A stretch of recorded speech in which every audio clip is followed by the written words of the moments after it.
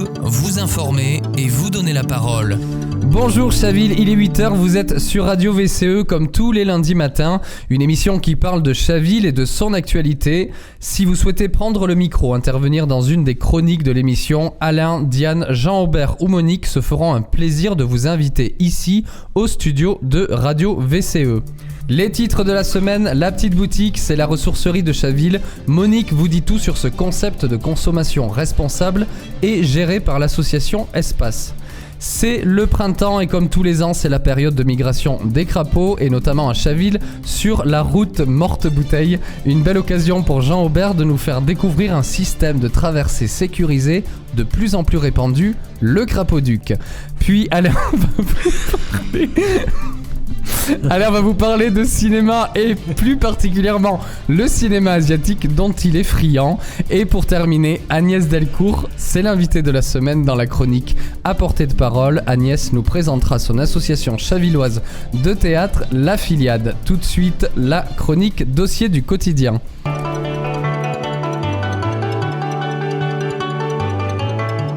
Dossier du quotidien avec Monique Couteau. Bonjour Monique. Ah oui, non, faut que tu me répondes. Sinon... Monique est partie. Vas-y. Bonjour Monique. Bonjour Jonathan. Alors aujourd'hui, nous allons parler de notre voisine au créneau, la ressourcerie située juste à côté de notre studio d'enregistrement. Autant vous dire qu'on les connaît bien et même on les adore puisqu'ils contribuent fortement à l'animation du lieu. Oui, la petite boutique, ce projet est né en 2018 quand le CCAS et la ville se sont associés à l'association Espace et la ressourcerie a démarré en 2019. Alors quels sont les objectifs précisément ? Les objectifs sont triples. Favoriser l'insertion en mobilisant des personnes éloignées de l'emploi par le réemploi dans un secteur qui a du sens et où ils sont accompagnés. Limiter le taux de déchets du territoire en triant les dons reçus en les valorisant et en les revendant à petit prix, et renforcer le lien social entre les salariés en insertion, les bénévoles et les habitants. Alors qu'est-ce qu'on peut y déposer ? Des tas de choses, des textiles, vêtements pour adultes et enfants, chaussures, linge de maison, des jouets, des jeux de société, des peluches, du matériel de puériculture, des livres, des CD, des DVD, des objets de décoration, de la vaisselle, du petit électroménager. Mais pas d'objets trop volumineux, mobilier ou gros électroménagers, car il n'y a pas de place pour les stocker. Tout est trié, vérifié par les salariés et les bénévoles, puis mis en vente dans les locaux de façon très organisée et thématique. Espace enfants, espace vêtements, espace vaisselle, livres déco. Par contre, il faut effectivement donner des choses en bon état. Moi, j'ai été très frappée par le documentaire que j'ai vu sur les stocks de vêtements qui sont envoyés en Afrique, au Ghana en particulier, dans vraiment des tonnes qui ne sont absolument pas réutilisables et qui s'entassent sur la plage, qui font vraiment des dunes de 20 mètres de haut, qui s'incrustent dans le sable, et pour s'en débarrasser, les gens sont obligés de les brûler, ce qui pollue, etc. Donc là encore, c'est un cri d'alarme. La solution, c'est pas la surconsommation de vêtements, de textiles, etc. Il faut absolument arriver à modérer ce genre de déchets, parce qu'on expédie le problème sur d'autres continents, mais on ne le règle pas. Oui, donc donner ces affaires dans des ressourceries, c'est pas la solution magique. Est-ce qu'on peut mesurer les résultats ? Oui, par le biais de plusieurs indicateurs. Le tonnage des dons, qui n'a pas cessé d'augmenter, 62 tonnes de dons en 2021, soit plus d'une tonne par semaine. Les passages, 13 000 à la fois donateurs et acheteurs, c'est-à-dire 135 clients par jour sur les 5 jours où la ressourcerie est ouverte. Alors, des Chavillois, mais aussi des habitants de toutes les communes avoisinantes. On vient de Versailles, on vient de Sèvres, on vient de Meudon, on vient de Ville-d'Avray. On vient vraiment de plus en plus loin à la ressourcerie de Chaville. Alors, le nombre de bénévoles, c'est aussi un bon indicateur. Il y a une quarantaine de bénévoles maintenant qui travaillent et qui aident à la ressourcerie. On le voit du côté des recettes également, qui sont en nette progression. Et on peut mesurer l'augmentation aussi, en un peu plus d'un an, du panier moyen. Le panier moyen est passé de 5,50 € à 7 €. et pour l'objectif de l'insertion. Alors c'est une belle réussite. De l'ouverture à 2021, 22 personnes ont été accueillies en tant que salariés en insertion. Au démarrage, en 2019, elles étaient 6, puis 8 en 2020. Aujourd'hui, elles sont 10 et 2 places supplémentaires sont prévues. Ce sera donc possiblement 12 salariés en insertion qui pourront travailler à la ressourcerie.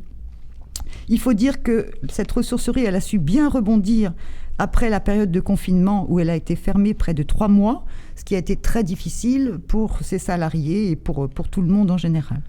En 2021, sur l'ensemble des salariés accueillis, il y a eu 66% de sorties dynamiques. Ce qu'on appelle sortie dynamique, c'est une sortie vers un emploi durable, au sens stable, ou une formation qualifiante. Comment on explique ce succès ? On explique en partie parce que les salariés en insertion sont accompagnés pendant tout leur parcours, parce qu'il faut régler sans doute un ensemble de problèmes, tous les problèmes qui les ont éloignés de l'emploi, le logement, l'absence de permis de conduire, le décrochage par rapport aux problèmes administratifs ou la fracture numérique, la mauvaise maîtrise du français, le handicap, les galères diverses. Et c'est l'ensemble des problèmes qui est pris en charge. À l'issue de cette insertion, un bilan de projet professionnel est fait avec le chargé d'insertion. Les compétences acquises dans le métier de valoriste que toutes les ressourceries sont en train de développer, trier, valoriser, nettoyer, réparer, puis mettre en vente. Mais ça peut être aussi un départ vers autre chose. Il y a eu par exemple un technicien, quelqu'un qui est parti pour être technicien informatique, un autre agent de sécurité, une autre ATSEM. Aujourd'hui, on en est à 27 salariés accueillis depuis l'ouverture. L'objectif, et c'est un accord entre l'association et la ville, c'est que la moitié des salariés en insertion soient chavillois. Donc fin décembre 2021, sur 9 chavillois accueillis depuis le démarrage, 7 ont connu une sortie dynamique. Tu parles d'insertion depuis tout à l'heure, on entend souvent réinsertion. Est-ce qu'il y a une différence entre ces deux mots ? C'est-à-dire que ça dépend si c'est quelqu'un qui a déjà travaillé et puis que la vie a fracturé pour X raisons et puis qui a perdu pied, ou si c'est effectivement quelqu'un qui n'a jamais, par problèmes divers, pu trouver un emploi. Donc, parce que réinsertion, on parle souvent des personnes qui sortent de prison. Oui, mais ça peut être plus large que ça, parce que mais c'est vrai que là, dans ce domaine, on parle plutôt de travailleurs en insertion.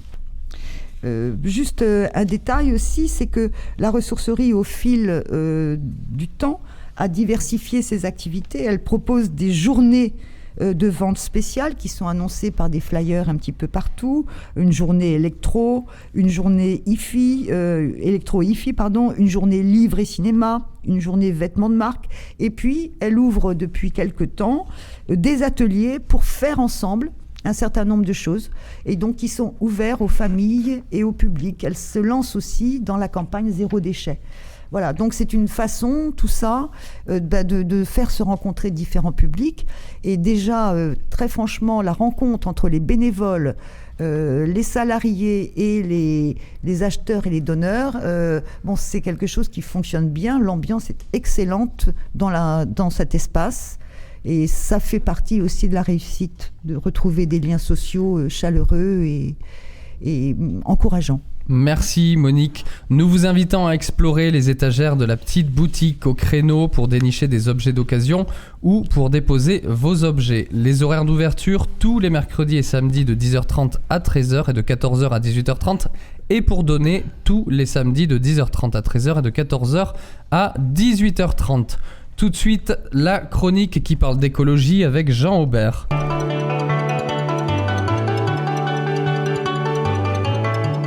Terre à terre avec Jean-Aubert Dufaux. Bonjour Jean-Aubert. Bonjour Jonathan. Crapauduc, on peut difficilement faire plus simple pour définir ces nouveaux systèmes d'aménagement de voiries qui sécurisent la traversée des crapauds, et tu vas nous en parler à travers le sujet de la migration des amphibiens. En effet, les étangs à proximité de notre ville regorgent de biodiversité. Chaque année au printemps se déroule le même scénario. Une fois le stade de tétard est passé, ce sont des dizaines de milliers de jeunes crapauds communs, grenouilles rousses, crapauds accoucheurs, tritons et autres salamandres, qui quittent les eaux qui les ont vus naître, poussés par l'instinct de rejoindre un cadre de vie adéquat. Mais cette migration ne se fait pas sans embûches.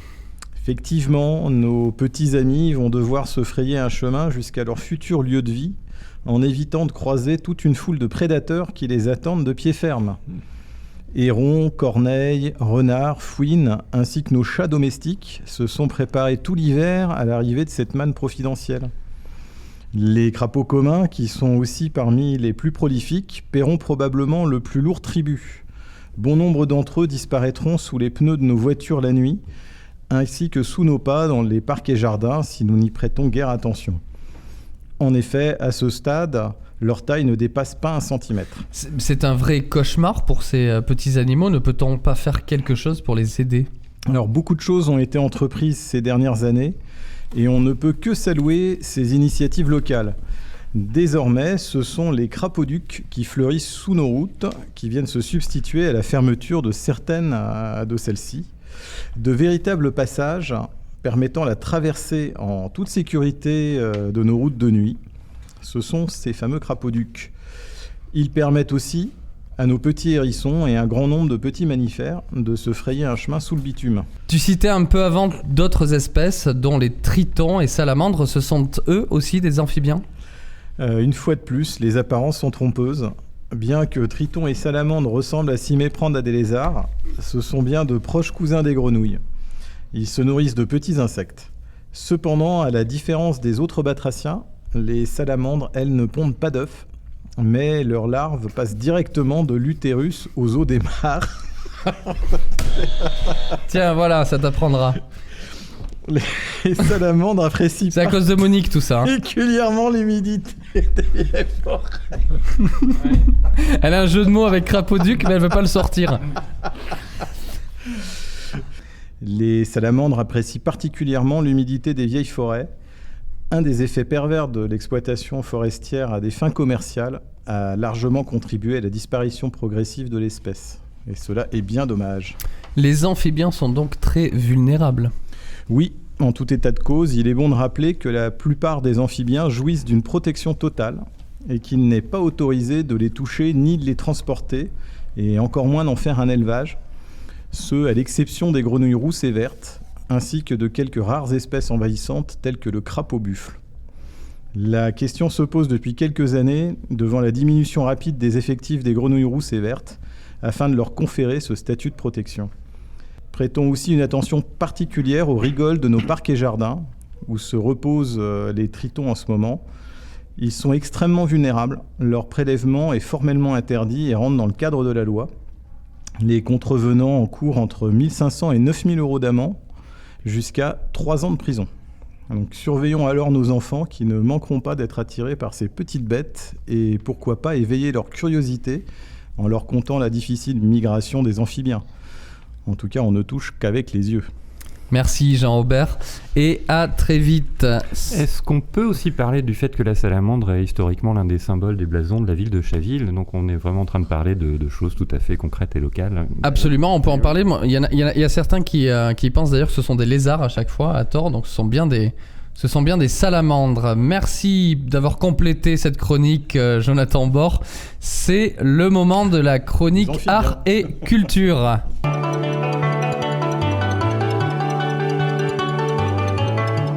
Bande-annonce avec Alain de Frémont. Bonjour Alain.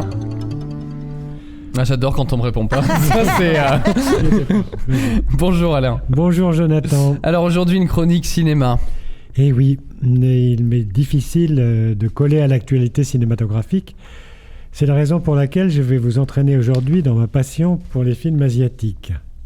Pourquoi ? Eh bien parce que les réalisateurs japonais, chinois, coréens revisitent les thèmes cinématographiques avec une intelligence et une subtilité et une vérité incroyables. Je vais vous donner un exemple. Je suis sûr que vous avez vu « La vie est un long fleuve tranquille » qui est un film d'Étienne Châtilliez, sorti en 1988. Bien sûr, un film qui débute d'ailleurs par un échange involontaire de bébés à la naissance Voilà, et tout à fait. interprété notamment par un certain Benoît Magimel, encore adolescent à l'époque. Tout à fait. C'était son premier rôle au cinéma. Et quand on connaît sa carrière, on voit qu'il a fait du chemin. Bref, donc, la vie est un long fleuve tranquille. Ça se passe dans une ville du nord de la France, où vivent les Groseilles, une famille très modeste, et les Duquesnois, une famille bourgeoise et huppée. Ces deux familles vont voir leur progéniture s'agrandir avec un enfant qui n'était pas le leur. Cela donnait lieu à une comédie grinçante qui a remporté un grand succès. Bon, mais ça, c'est pas très asiatique. Je sens que tu vas nous parler d'un remake. Voilà, c'est pas tout à fait un remake, pas vraiment. Car l'idée de départ du film dont je vais vous parler, Tel père, tel fils, du japonais Hirokazu Koreeda, est la même. Mais là, c'est l'infirmière qui, quelques années après, 6 ans je crois, informe les familles de la substitution. Les deux couples vont alors se rencontrer et le nouvel échange va leur s'imposer, non sans poser de gros problèmes qui remettent en cause, pour les pères et les mères, les liens familiaux. Qui doit primer entre les liens du sang et les liens d'amour ? Koreeda, retenez bien ce nom, car je vous en reparlerai prochainement, ce maître du cinéma japonais va donc traiter le sujet sous l'angle sociologique et nous donne une œuvre absolument bouleversante. Est-ce que tu peux citer d'autres films de ce réalisateur ? Eh bien, pas aujourd'hui. Ça sera l'objet de ma prochaine bande-annonce consacrée à ce géant du cinéma contemporain. À très vite. Merci Alain, encore une fois, un vrai plaisir de t'écouter. Tu vas pouvoir laisser ta place à Agnès Delcourt, l'invitée de Diane Lafront, pour sa chronique À portée de parole.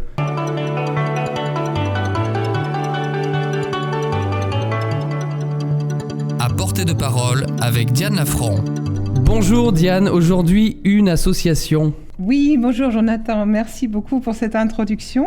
Je reçois pour cette émission Agnès Delcourt. Bonjour Agnès. Bonjour Diane. Vous êtes chavilloise depuis une vingtaine d'années et fondatrice de la compagnie de théâtre La Filiade. Oui, tout à fait. Dites-nous Agnès, pouvez-vous nous expliquer votre parcours avant de créer la compagnie de théâtre La Filiade à Chaville, s'il vous plaît ? Oui, bien sûr. Alors, j'ai créé la Filiade en 2019, mais bien évidemment, l'idée me trottait dans la tête depuis très très longtemps. Je vais vous expliquer dans quelle mesure, puisque mon parcours est à quelques années, on va dire. À la fin des années 80, j'étais en fait en études de philosophie et parallèlement, j'étais comédienne auprès de Daniel Postal, puis de Stanislas Nordet.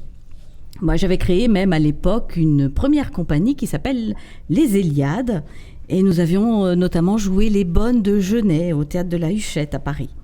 Alors en parallèle, ma formation m'a permis de travailler en tant que journaliste pigiste et c'est un énorme cadeau puisque j'étais à l'événement du jeudi avec Jérôme Garcin qui maintenant anime le Masque et la Plume. Et Jérôme Garcin, c'est le beau-fils de Gérard Philippe, qu'il n'a pas connu, bien évidemment, mais il nous racontait tout le temps des anecdotes, puisque son épouse lui racontait des choses assez intéressantes sur ce personnage, ce grand comédien qui m'impressionne toujours autant. Voilà. Alors, après quelques années de galère, finalement, c'est le journalisme qui a pris le dessus. Comment renoue-t-on après autant d'années ? C'est facile, hein. J'ai envie de dire que c'est comme le vélo, hein. Il suffit de remonter en selle et le plaisir est toujours aussi intense, voire encore plus décuplé. Voilà, la maturité apporte une sorte d'urgence qui génère une énergie folle, quoi. Il est temps d'y aller, là on lâche les chevaux, voilà. Donc j'ai commencé quand même de manière assez rationnelle avec Marie-Noël Billard des Enfants de la Comédie à Sèvres, et sur des spectacles amateurs que nous montions ensemble. Et puis, bien évidemment, le virus m'a repris. J'avais envie d'être sur scène, hein, donc j'ai commencé à jouer aussi. Et puis, j'ai eu envie d'écrire mes propres textes, voilà, et de les défendre sur scène ou avec d'autres comédiens et de les mettre en scène. Et pour répondre plus précisément à votre première question, c'est ainsi qu'est née l'idée de la Filiade. Le nom de la compagnie est en fait, je me suis un peu amusée, une sorte de jeu de mots entre filiale et AD, mes initiales, Agnès Delcourt. Voilà. Et j'ai commencé à écrire aussi beaucoup de textes. Les confinements m'ont beaucoup aidée. J'étais clouée à ma chaise, je ne pouvais plus reculer. Et en même temps, juste avant, j'étais retournée sur un banc de la fac pour apprendre le métier d'animatrice d'atelier de théâtre. Donc aujourd'hui, vous donnez des cours. Voilà, je donne des cours un peu partout, dans les écoles, dans des publics très très différents. Et quel est le public que vous accueillez ? Alors en fait, dans les écoles, dès la maternelle, on commence à faire des petits ateliers Alors, c'est pas vraiment du théâtre, c'est de l'expression corporelle, on essaie de se mettre en scène, on essaie de se déguiser, on fabrique soi-même ses costumes. Et puis, ça va jusqu'au lycée. En ce moment, je prépare de jeunes lycéens au grand oral du bac. Voilà. Et puis, en même temps, j'ai aussi travaillé auprès d'EHPAD, juste avant les confinements. Maintenant, c'est un petit peu plus compliqué, mais bon, j'aimais beaucoup travailler avec les personnes âgées parce qu'on apprend beaucoup de choses avec elles. Voilà, elles ont une mémoire extraordinaire. Et puis, je donne des cours aussi à Chaville et des stages. Alors, j'ai mis au point une petite formule qui apparemment commence à plaire. Durant une semaine, à raison de 2 heures par jour, nous essayons de monter une petite forme théâtrale. Et le dernier jour, on invite les proches, les amis, pour qu'ils viennent nous écouter, écouter les comédiens. Moi, je ne joue pas, je vais jouer, bien évidemment. Ce qui nous emmène à votre travail de metteur en scène et de directrice de la compagnie. Oui, tout à fait. Donc, vous pouvez nous parler un petit peu de votre travail de metteur en scène ? Alors, moi, j'aime beaucoup, mélanger les publics. Alors, on peut être un amateur qui n'a jamais ouvert une porte, poussé la porte d'un cours de théâtre. Et puis, il y a des amateurs plus avertis, plus confirmés.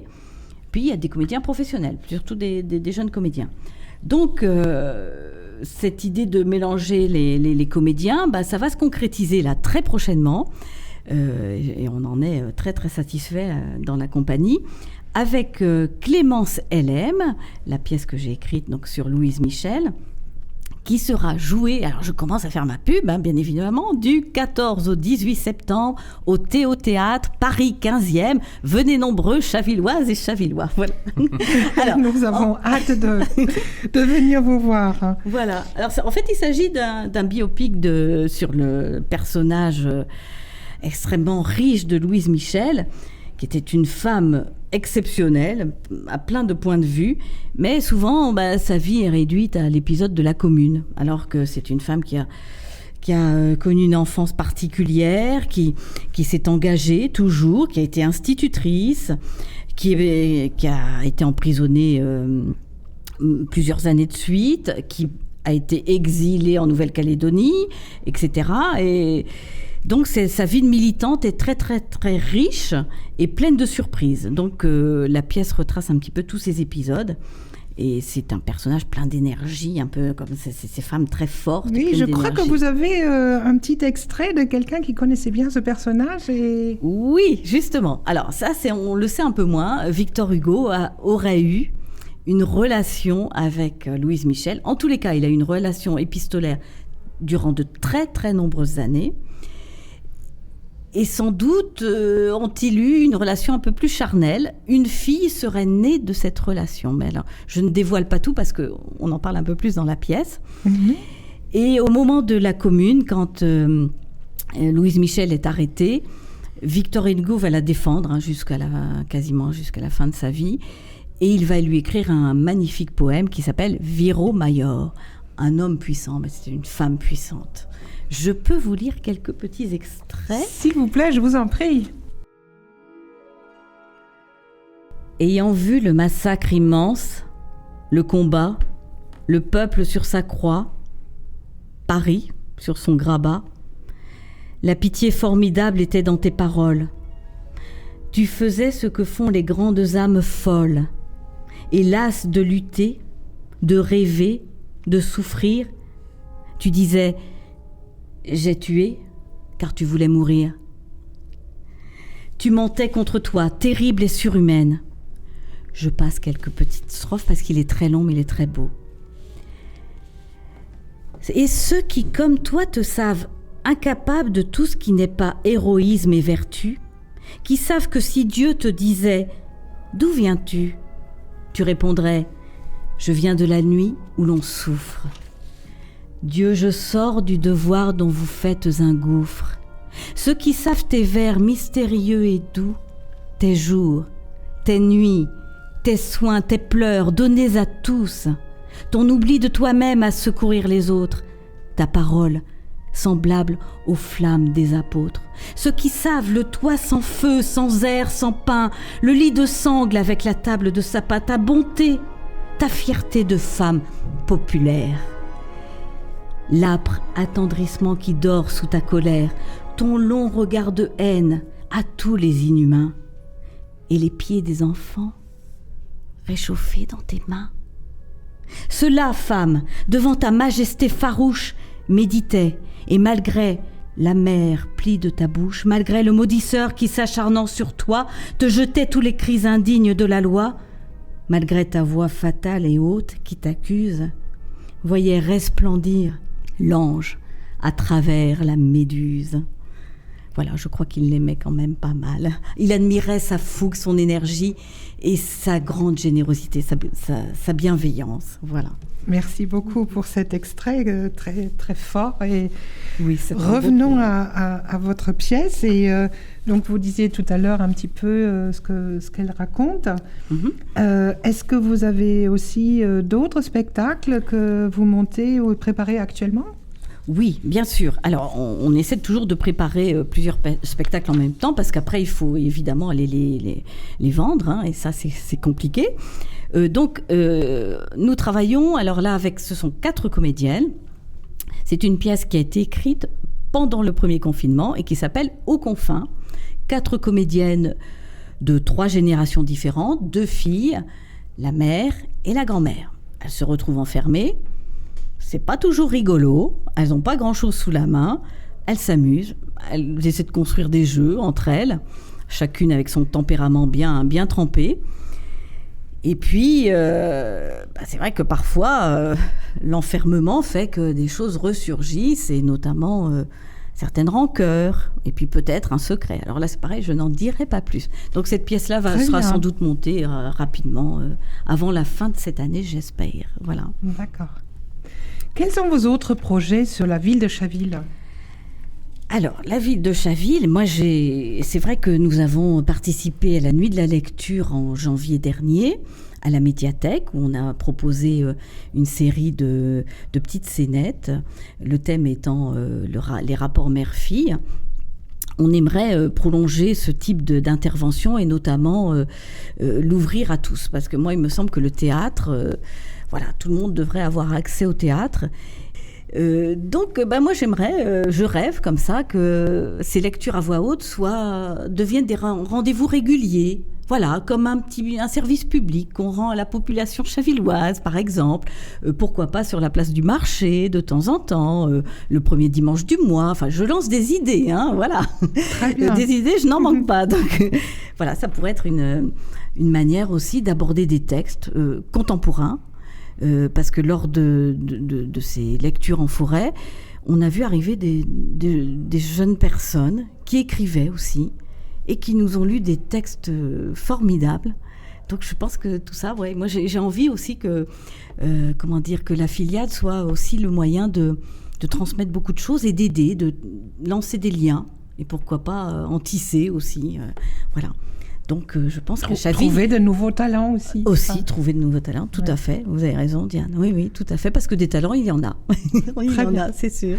Écoutez, pour conclure, qu'aimeriez-vous dire donc aux Chavillois et Chavilloises ? Alors, j'aimerais dire que ceux qui ont envie de pousser la porte d'un cours de théâtre, qui n'ont jamais osé le faire, c'était le cas, par exemple, lors du dernier stage, une personne d'une 50aine d'années qui en rêvait depuis toujours. Elle a sauté le pas. bon, elle était tellement heureuse, ça fait tellement plaisir. Pour faire du théâtre aussi, il faut des lieux un peu plus ouverts. Donc c'est bien beau la place du marché, mais il faut aussi des lieux pour répéter. Donc je suis toujours à la recherche d'un lieu un peu facile d'accès pour tout le monde, et pour que chacun puisse se retrouver dans de bonnes conditions matérielles aussi, c'est important. Donc je lance une bouteille à la mer. Je vous remercie d'être venu et à une prochaine. Merci beaucoup, merci à vous. Revenez Merci. nous voir. Merci Diane, merci Agnès Delcourt pour la présentation de votre association et cette superbe interprétation. Je rappelle le nom, La Filiade, que vous pouvez retrouver sur Facebook, sur Instagram et aussi sur le site qui est accessible dans la description de cette émission. Revenez quand vous voulez au studio Radio VCE. Merci aux auditeurs et aux auditrices d'avoir suivi cette nouvelle émission. Si vous souhaitez nous contacter, vivanchaville@outlook.fr. On se retrouve lundi prochain pour de nouveaux sujets qui vous concernent. C'était Jonathan Denuy sur Radio VCE. Radio VCE, vous informer et vous donner la parole.